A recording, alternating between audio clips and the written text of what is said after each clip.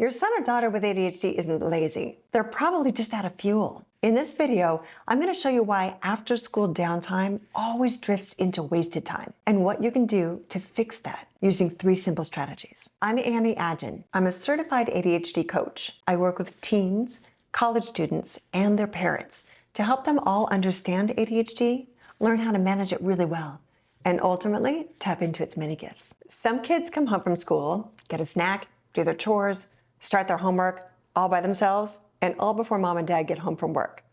These are duty-based neurotypical brains.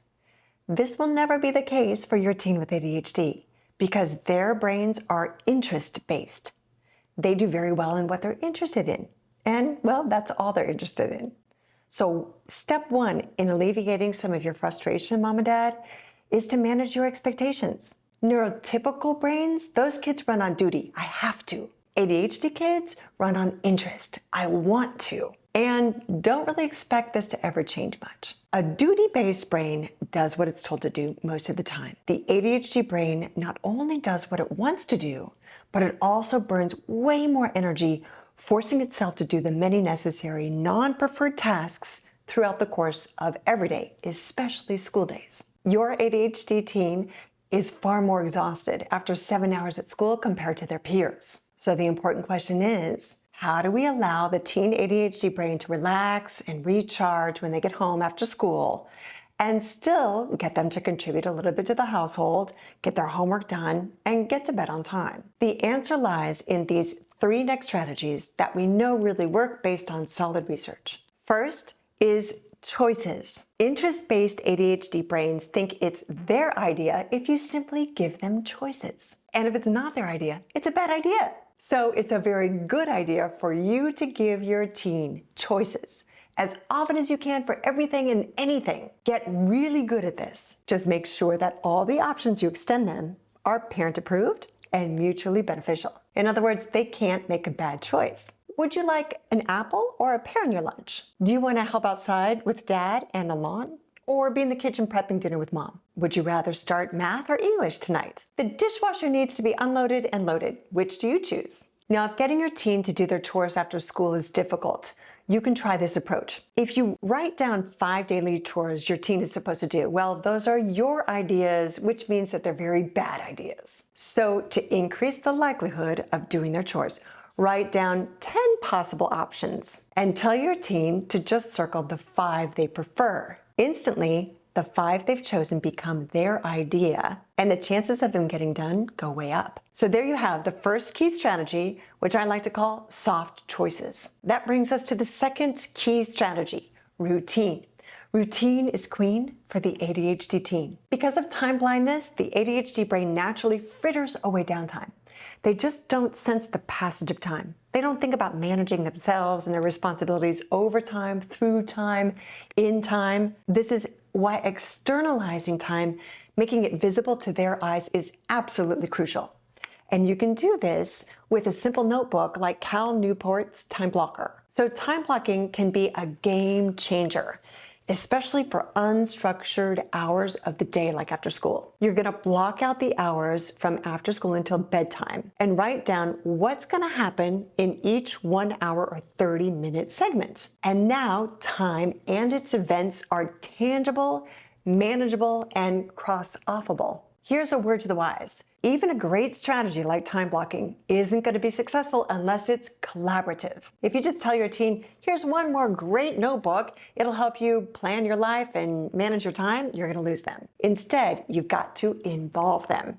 Get their input, get their buy-in. When they help design the plan, then they'll be much more open to following the plan. Unfortunately, you still can't step away, mom and dad. Not yet. Teens need help with starting those time-blocked activities because they all struggle with task initiation. So this is where a start buddy or body double comes in. Someone physically present, even just nearby, will help them get moving, get started. The Pomodoro technique is an absolutely indispensable strategy here, and it complements time blocking beautifully.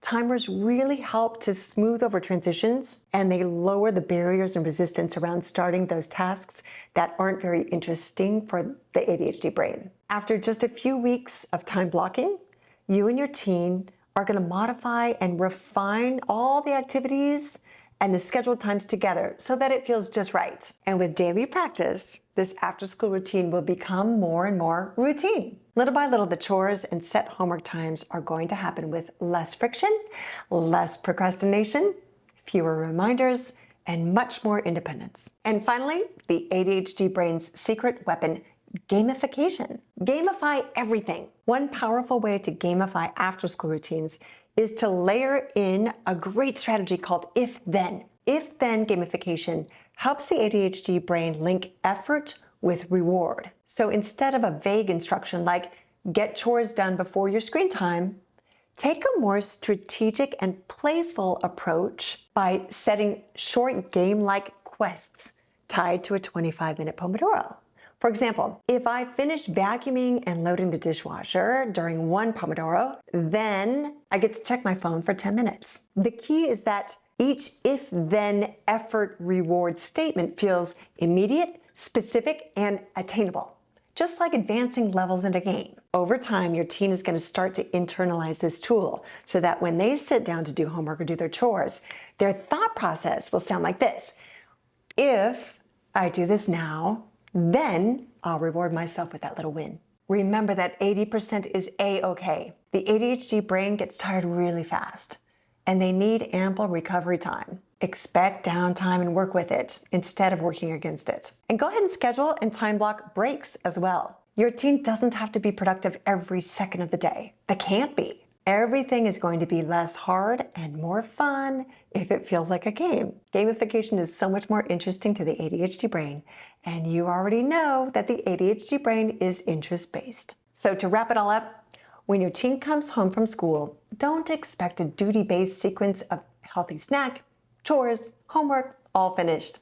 Their brain doesn't work that way. Instead, assume downtime will be wasted time unless you give it structure, incentive, choice, and routine.